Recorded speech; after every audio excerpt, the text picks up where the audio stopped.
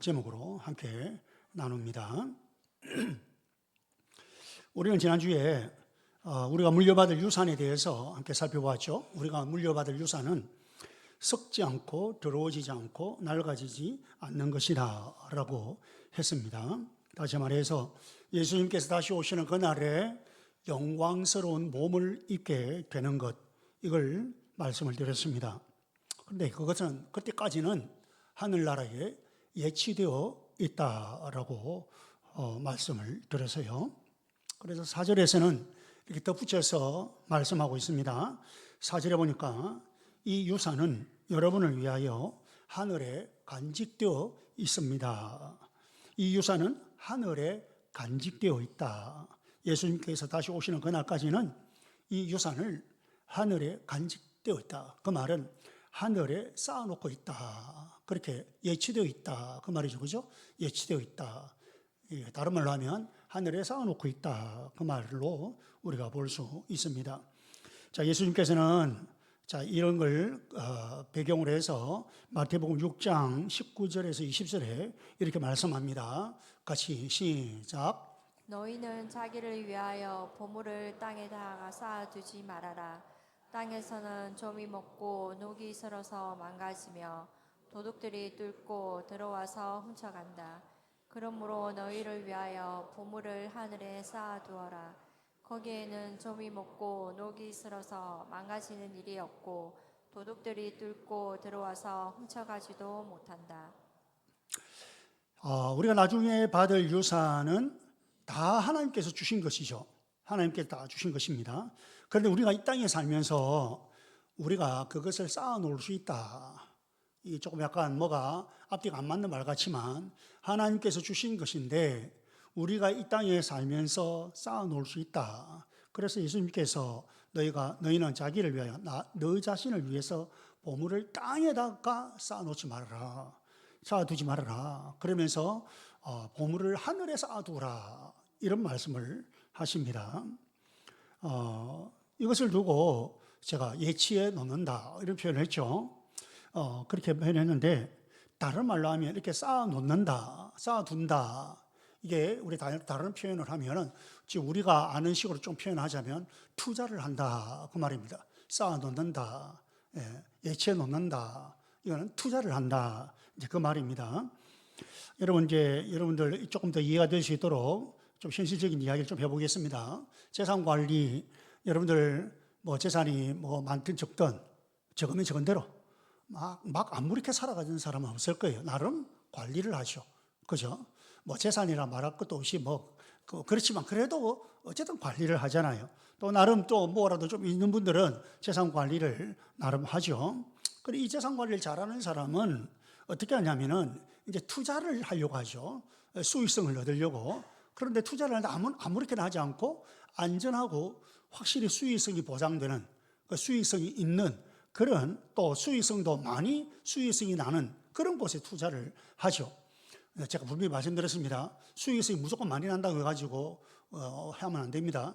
안전하다, 안전하고 수익성이 많은 그런 투자를 보통 재산 관리를 하는 사람들은 하고 찾고 그래야 합니다. 땅에 투자하기도 하고 건물에 하기도 하고 주식 정권에 투자하기도 하죠. 근데 예수님께서는 말씀하시기를 이 땅에서는 영구 보존이 안 된다. 그래서 예수님께서 하시는 말씀이잖아요. 이 땅에 보물을 쌓아두면 땅에는 좀이 먹고 녹이 슬어서 망가지고 도둑들이 뚫고 들어가서 훔쳐간다. 영구 보존이 안 된다. 그 말씀을 하시는 거예요.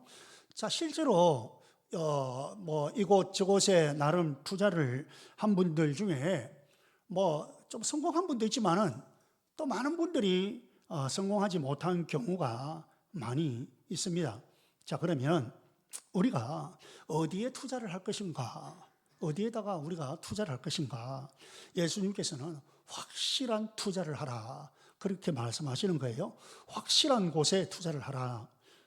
다시 말하면 없어질 것에 투자하지 말고, 없어질 것에 투자하지 말고 확실한 곳 하늘나라에 투자하여 쌓아놓아라. 이 말씀을 하시는 겁니다. 다시 말하면 영원히 남을 것에 투자하라는 거예요. 영원히 남을 것.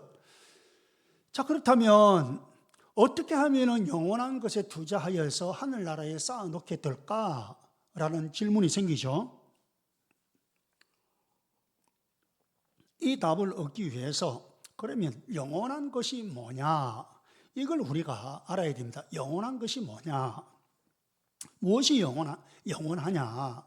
뭐 우리가 다르게도 말할 수 있고 뭐 천국이다 이렇게 할 수 있지만 우리가 실제적으로 우리와 관련이 있는 것, 우리 자신과 직접 관련이 있는 것, 무엇이 영원하냐? 우리 인간의 영혼이 영원하죠. 육신은 영원하지 않습니다. 그죠? 육신은 영원하지 않아요. 그런데 영혼은 영원하죠. 그죠? 물론 우리 육신은 나중에 예수님 다시 오실 때 부활하여 그때는 영원체로 우리가 살지만 지금의 이 육체는 영원하지 않다. 그 말입니다.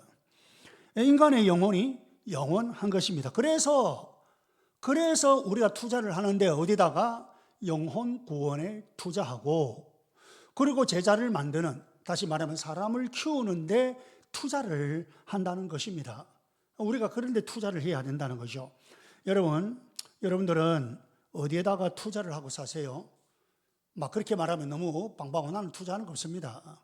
그러면 여러분 지금 이 재정이 지출되는데 여러분의 그 가정 경제나 여러분 개인적으로 이렇게 재정이 지출되는데 어디에 지출이 많이 되고 있습니까? 어디에 지금 지출이 많이 되고 있나요? 한번 가만히 생각해 보세요.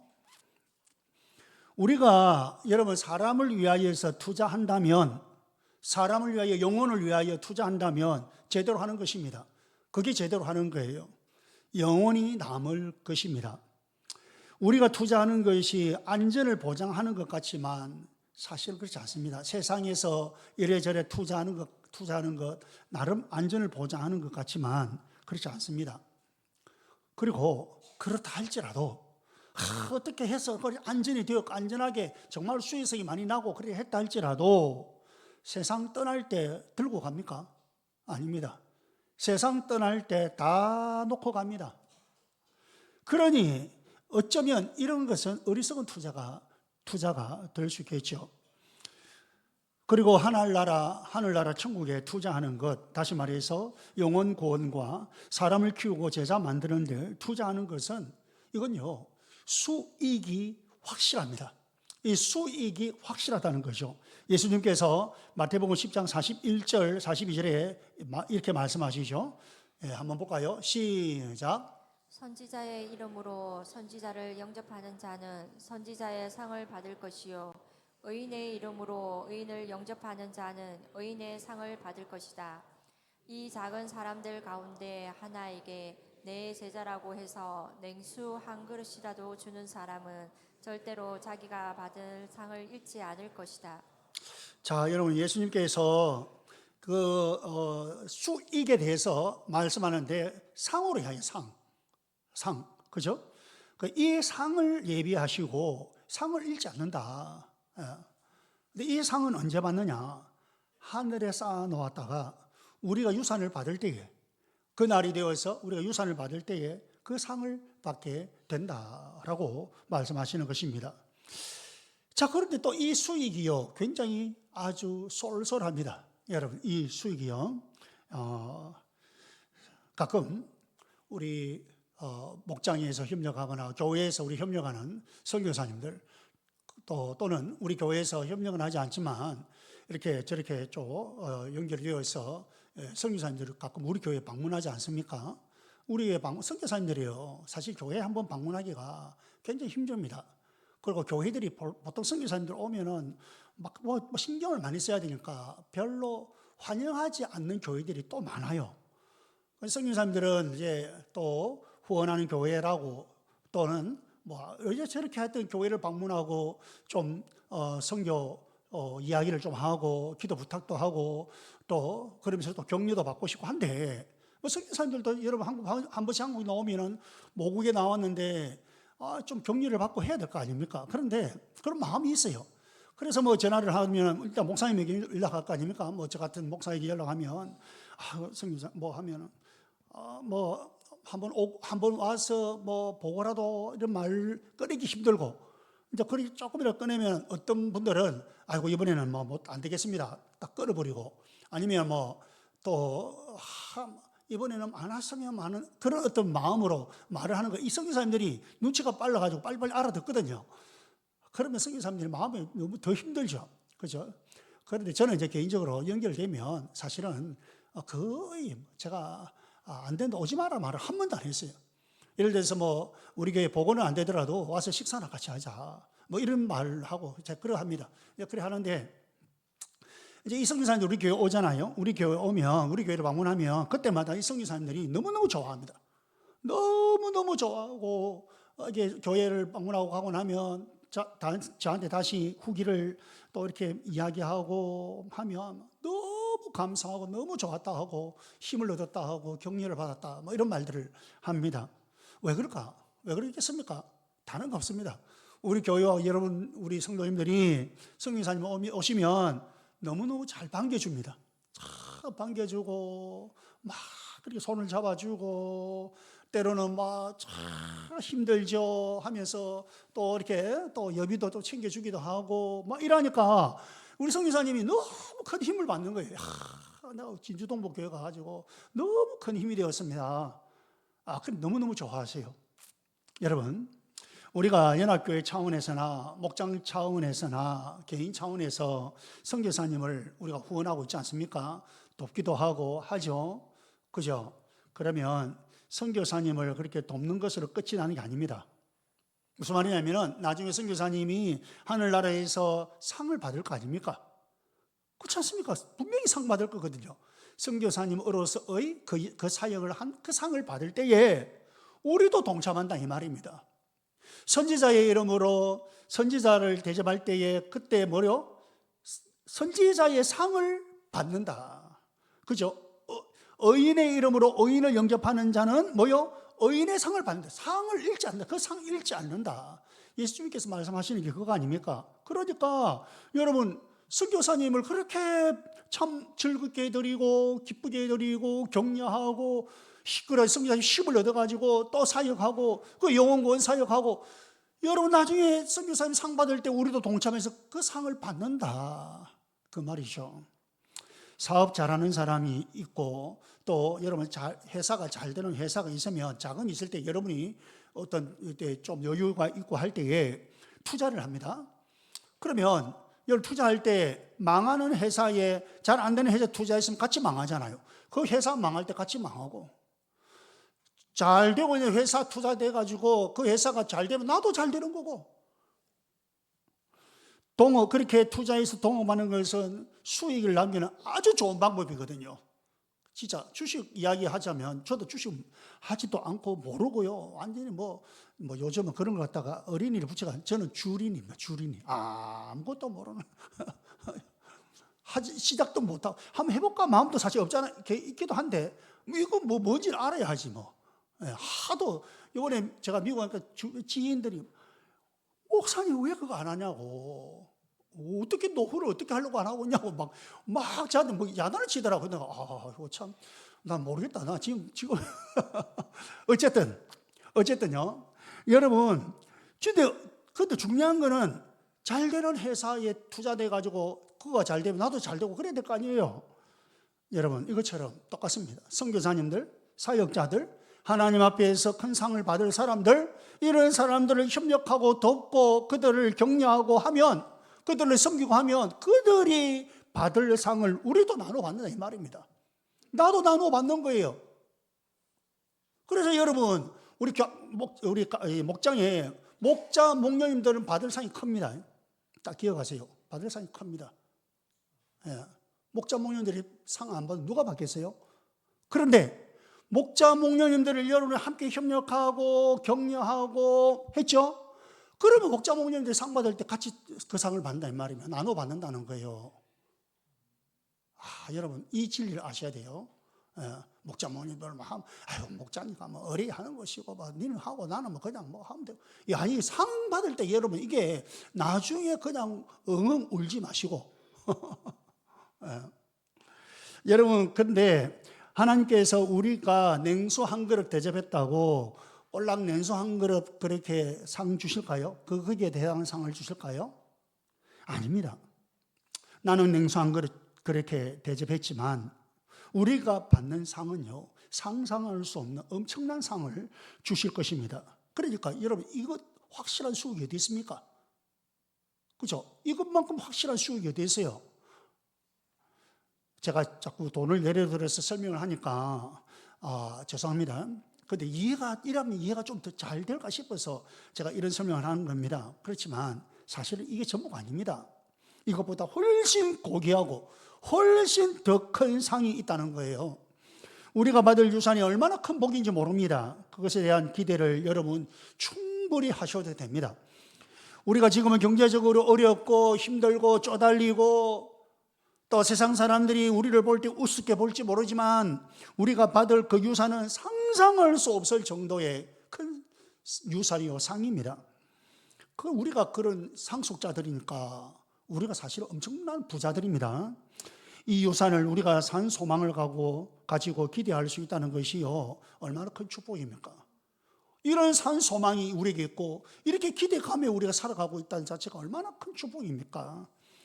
근데 여러분, 이것은 구약의 예언자들이 또 심지어 천사들도 부러워하는 것입니다. 자, 이게 무슨 말이냐? 오늘 성경에 나와 있거든요. 봅시다.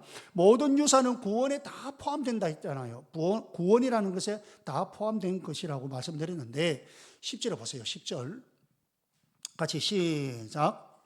예언자들은 이 구원을 자세히 살피고 연구하였습니다. 그들은 여러분이 받을 은혜를 예언하였습니다. 이 구원에 대해서 가만히, 예언자는 선지자입니다. 세 번역에는 예언자라지만 선지자입니다. 선지자들이 이 구원에 대해서 굉장히 살피고 연구를 해보니 그들이 천천히 깨달은 게 뭐냐니까, 하나님께서 축복하셨는데 이것은 그들이 당대에 누리는 것이 아니고 나중에 그리스도께서 세상에 와서 그리스도를 통하여서 그 그리스도를 믿는 사람들이 누리는 것이구나. 그들은 여러분이 받을 은혜를 예언하였습니다. 그들이 받고 누리구나. 이걸 깨달았다는 거죠. 선지자들이 12절에 봅시다. 12절에 봅니다. 12절 같이 시작. 예언자들은 자기들이 섬긴 그 일들이 자기들을 위한 것이 아니라 여러분을 위한 것임을 계시로 알게 되었습니다. 그렇죠. 자기들을 위한 것이 아니고 여러분들을 위해, 우리를 위하여서 그렇게 준비된 것인지, 그렇구나, 이걸 알았다는 것이죠. 구약 예언자들의 예언은 보통 직접 닥친 문제이고 또 곧 일어날 일에 관한 것이었습니다. 그런데 지나고 보니까 사실은 그리스도와 메시아죠. 그리스도와 그리스도를 통해서 믿게 될 우리를 통하여서 성취될 예언이었다라는 것입니다. 그러니까 이 예언자들은, 이 선지자들은 그냥 그것을 바라보고 부러워했는데 지금 우리는 그것을 누리고 있으니 얼마나 큰 복입니까, 여러분? 우리는 그걸 지금 받고 누리고 있잖아요. 그들은 부러워했는데. 그러니 지금 우리가 누리고 있는 이 축복이 얼마나 큰지, 그리고 우리의 신분이 어떤 신분인지 우리가 알아야 합니다. 자, 12절 마지막에는 이렇게 말하고 있습니다. 같이 시작. 그 일들은 천사들도 보고 싶어하는 것입니다. 천사들도 부러워하는 거예요. 천사들도 그거 보고 싶어하는 거예요. 얘기한 것처럼 이 유산이라는 것은 우리의 상상을 초월합니다. 그래서 여러분, 성경에서 제가 지난주에 이야기했잖아요. 이걸 정확하게 표현하기 쉽지 않아서 기껏해야 썩지 않는 것이다, 더러워지지 않는 것이다, 낡아지지 않는 것이다, 이런 식으로 설명을 할 수밖에 없었는데 그것보다도 훨씬 고귀하고 귀하다는 거예요. 그러니까 천사들도 궁금해하잖아요. 도대체 뭘까? 이게 뭘까? 천사들도 궁금해합니다. 천사들은요, 영적인 세계에 살기 때문에 우리보다 훨씬 더 잘 알 수 있음에도 불구하고 완전한 이해를 하지 못하고 이것이 뭘까?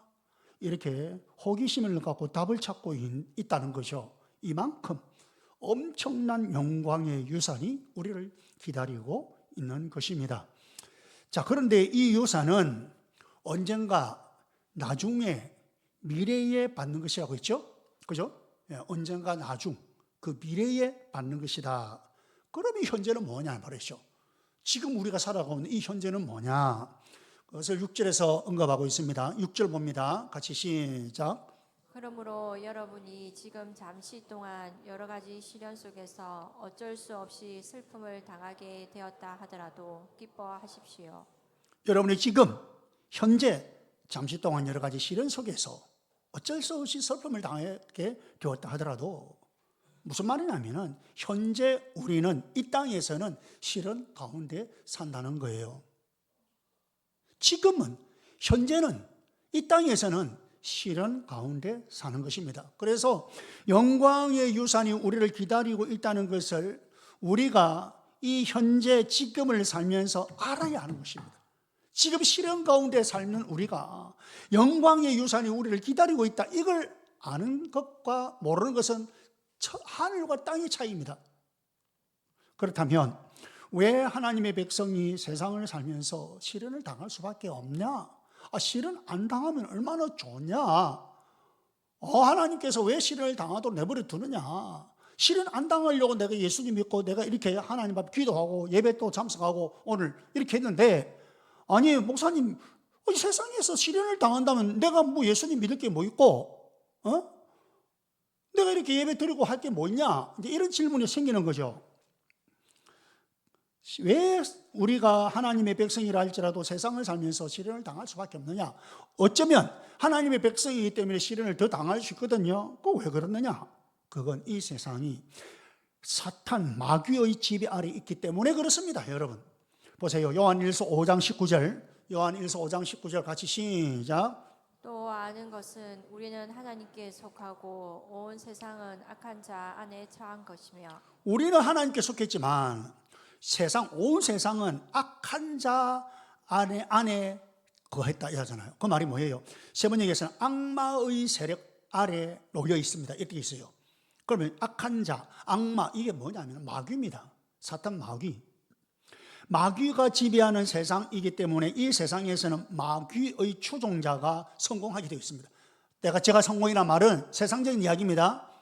세상적으로 마귀의 추종자가 세상적으로는 어쩌면 더 잘 되기도 합니다.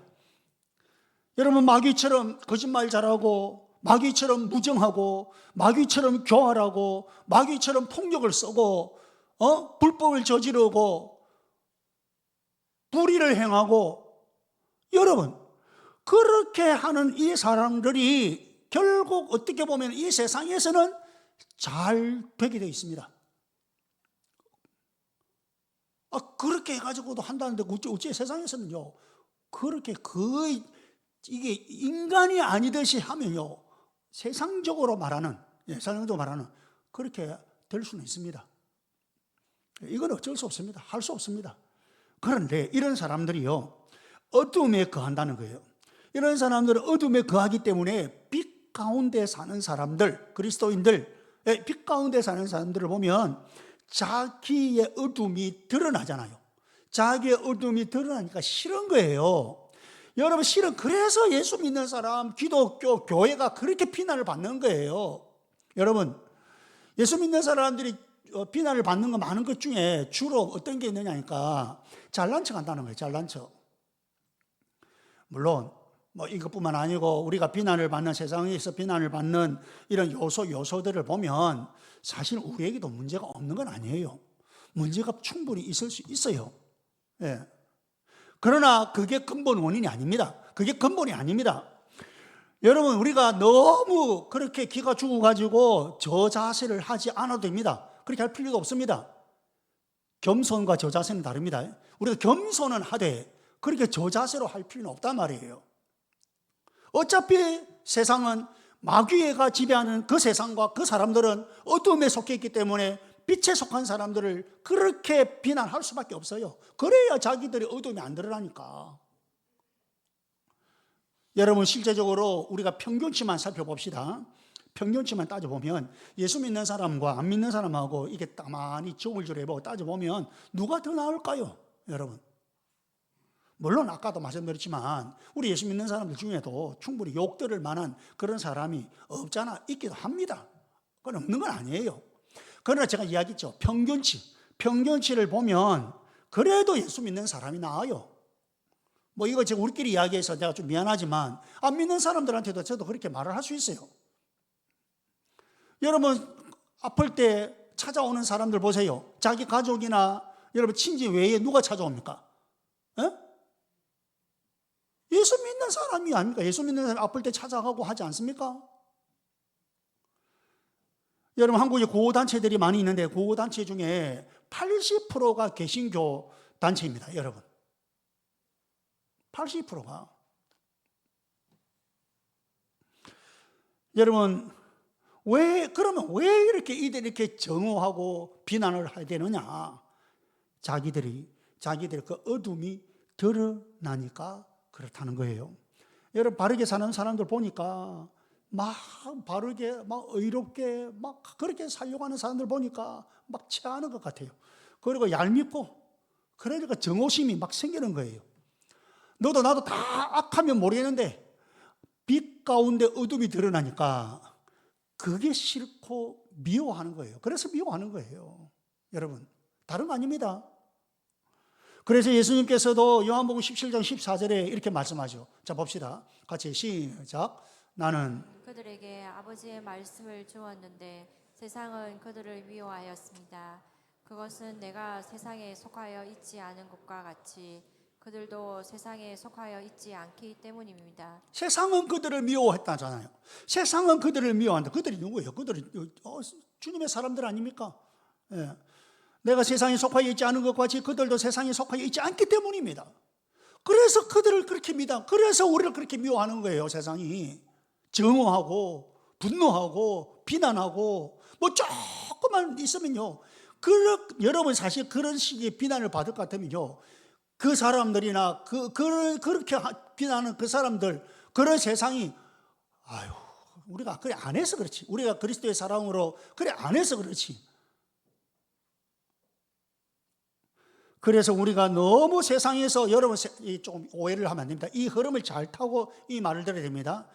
세상에서 너무 박수 많이 받으면 그것도 문제가 있을 수 있단 말이에요. 그 세상의 흐름을 타고 있지 않느냐 이 말이에요. 세상은 어둠에 속해 있기 때문에 빛 가운데 사는 자가 비난을 받는다. 이건 당연한 거예요. 사실은 빛 가운데 사는 우리는 비난을 받는 게 당연한 거예요. 잘난 척하는 것 같고 뭐 톡톡 튀는 것 같고 뭐 정말 밥맛이 없는 것 같고요. 재수 없는 것 같고요. 그래요. 자기들처럼 어둠에 같이 거해야 되는데 그래 하지 않냐고 우리는 빛 가운데 살려고 하니. 그러나 그럼에도 우리는 기뻐할 수 있다. 여러분 이게 무슨 말이냐면은 우리가 시련 가운데 살아가는데도 우리는 기뻐할 수 있다. 6절 한 번 더 봅시다.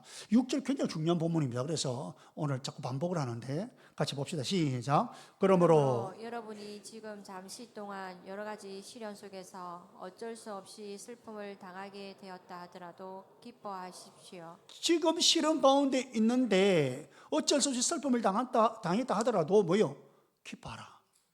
그러면 어떻게 해서 우리가 시련 가운데서 기뻐할 수 있느냐?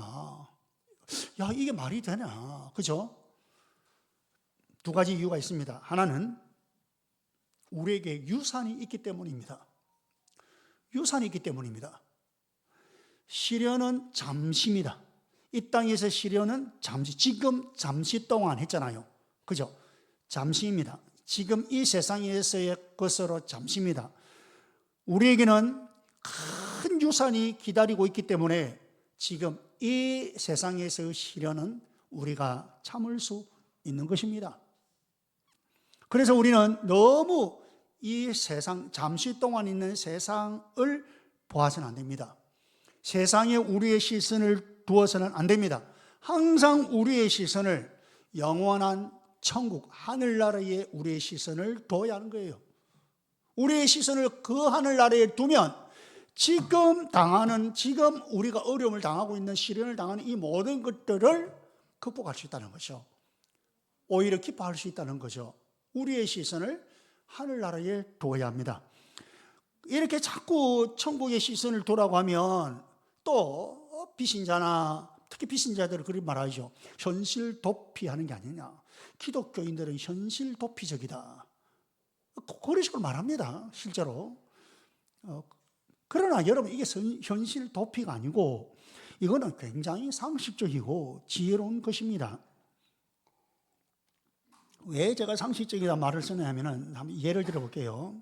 여러분 우리가 어떤 이사를 간다, 뭐 예를 들어 다른 나라에 또 이민을 간다, 그렇게 생각해 보세요. 그러면 내가 여기서 다른 지방, 다른 도시, 예를 들면 오늘 진주에 살다가 뭐 예를 들어서 서울로 이사 간다 합시다. 예, 이사를 간다. 또는 뭐 한국에 살다가 뭐 미국으로 이민을 간다. 뭐 이런 경우입니다. 그럼 그때부터 관심이 어디로 갑니까, 여러분? 그 관심이 어디에 갑니까? 이민이나 이사를 가고 나서는 두말할 필요 없습니다. 아니 이사 갔고 이민 가고 난 뒤에도 아이고 진주 관심이 있기는 하죠. 전혀 없는 건 아니죠. 그런데 내 말은 아니 집값, 진주 집값이 어떻고 그 말로 진주 집값 생각하고 있어요. 자기가 살고 있는 서울 그쪽이 자기 집값이 어떤가 생각하면 될 거 아닙니까? 아니 미국에 이민 가가지고 한국의 집값이 어떻고 뭘로 그렇게 할 거예요? 다시 돌아올 것 같아 몰라도. 그죠? 여러분 이게 무슨 말이냐니까 이민을 가고 나서는 두말할 필요도 없고 가기 전부터 그 관심이 이사나 이민을 갈 그곳에 관심을 두고 준비를 하는 거예요. 그렇지 않습니까? 그 나라 경제가 어떻고 뭐 그 집값이 어떻고 교육하기가 어떻는지 여러분 이거는요 온통 그 관심은 내가 살 곳, 내가 살고 있는 그곳, 이민을 가는 곳, 이사를 가는 곳 그게 가 있는 거예요. 왜? 왜 그렇습니까? 그곳이 내가 살 곳이기 때문입니다. 자, 그렇다면 우리가 이 세상에서 90 전후로 살다가 이 세상을 떠나고 나면 우리는 그 다음 영원한 저 세상, 천국으로 우리가 갑니다. 그죠? 그 다음에 영혼을 우리가 저 세상인 천국에서 보내게 되는데 그러면 우리의 시선이 거기에 가 있는 것이 당연한 거 아닙니까, 여러분? 10년 뒤에 천국 간다, 20년 뒤에 천국 간다, 30년 뒤에 천국 간다, 누가 보장합니까? 지금 이민 가고 이사 가는 거야 뭐 계획을 따라서 한다지만 여러분 이 세상 떠난 거 누가 그래 보장하고 있습니까? 그러니 우리가 이 땅에 살면서 우리의 관심이 저 하늘나라, 저 천국에 우리의 관심이 있고 우리의 시선을 저기에 두는 것은 너무 당연한 거 아닙니까? 이게 현실 도피적인 것입니까? 그죠? 우리가 한 번만 더 생각해보면 이거는 굉장히 상식적인 것이다. 그래서 여러분 우리가 알게 모르게 이런 것도 있죠. 우리가 이 다음 주 이제 이사 가고 이민 가는 이사야 뭐 그렇지만 뭐 이민 가는데 내가 냉장고 드린다. 이 맞습니까? 아니잖아요. 이민 가면 이민 가서 거기서 해결해야 되지. 또 이사 가는 사람이 냉장고 구입해가 여기에서 냉장고 들고 가는 사람 없잖아요. 거기서 해결하는 거 아닙니까? 여러분 이렇게 우리가 알게 모르게 자꾸 이 세상에 우리의 시선을 두고 있는 모습 이게 또 우리에게 있다는 거예요. 그래서 조금만 어려움이 오면 넘어지고 원망하고 막 그러지 않습니까? 조금만 힘들고 하면 막 원망스럽고 막 그냥 좌절되고 그죠? 아이고 내가 예수 믿다가 뭐 이래 되나 싶고 시선을 천국에 둬야 승리할 수 있습니다. 기억합시다. 우리의 시선을 하늘나라에 둬야 승리할 수 있습니다. 등산하면요 등산을 하죠. 등산은 뭐 때문에 갑니까? 저 산, 그 등산 정상이라는 말 순간 생각이 안 나가지고 산 꼭대기를 할 뻔했다. 정상을 향해서 가지 않습니까? 내가 목적지가 있는데 근데 정상을 향해서 갈 때요 이제 나름 계산을 하지만 물어본다면 다 와갑니까? 다 와갑니까? 내려오는 사람한테 그럼 그 사람은 뭐지 합니까? 아이고 조금만 가면 있습니다. 조금만 가면 됩니다. 그 조금이 한창이다. 또 가서 물어보면 또 조금 힘내라 이 말입니다. 무슨 말인지 알겠죠? 그때 등산을 하는데 만약에 안개가 좌우한다 합시다. 안개가 좌우하면 앞이 안 보입니다. 그러면 그때는 뭐 보고 가냐니까 앞에 안 보이니까 그냥 자기 발밑 안전하게 딛기 위해서 그것만 보고 가거든요. 그런데 정상에 가면 갈수록 그까지 도달할 수 힘듭니다. 너무 힘듭니다. 그런데 안 보이는 거예요. 지금 바로 앞에 정상이 이제 안개만 없으면 보입니다. 보이면 와 저게 정상이 돼가지고 힘을 내가지고 또 이제 마지막 피치를 올려서 갑니다. 그런데 안개가 자욱하면 안 보이잖아요. 다 왔어요. 다 왔는데도 안 보이니까 어떻게 해요? 너무 힘드니까 너무너무 힘들어하고 심지어는 포기하고 싶은 거예요. 그냥 뭐 더 이상 이제 못하겠다. 포기하는 사람도 없지 않아 있을 수 있습니다. 여러분. 여러분, 이게 뭐냐면은 세상을 보면 안개만 보인다는 거예요. 내 시선을 세상에 두면 안개만 보입니다. 지금 무슨 말이냐니까 안개 너머에 있는 천국이 안 보이고요. 여러분, 이것을 우리가 이 완주를 하기 위해서는 우리의 시선을 천국에 둬야 됩니다. 현실과 이 세상을 보지 말고 그 안개를 보지 말고 그 앞에 그 너머에 있는 찬란한 유산 천국에 우리의 시선을 둬야 한다 그 말입니다. 그때 시련 가운데에서 기뻐할 수 있는 거예요. 기억합시다. 어떻게 해서 시련 가운데 기뻐할 수 있느냐? 우리의 시선을 천국에 둘 때에 그때 우리가 기뻐할 수 있다. 그 다음 또 하나는 우리가 시련 가운데 기뻐할 수 있는 것은 어떻게 해서 그렇게 될 수 있느냐? 하나님께서 우리와 함께 계시기 때문입니다.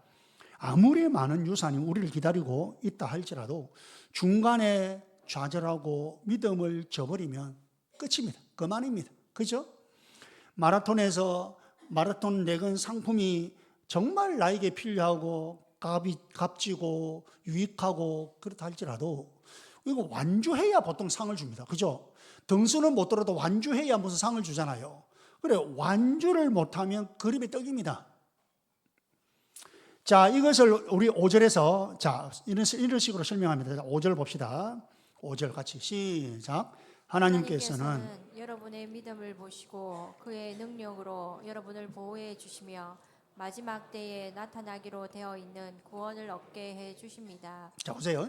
하나님께서는 마지막 때까지, 그죠? 마지막 때까지 우리의 믿음 보시고 그분의 능력으로, 하나님의 능력으로 여러분을 보호한다. 우리를 보호해 주시는 거예요.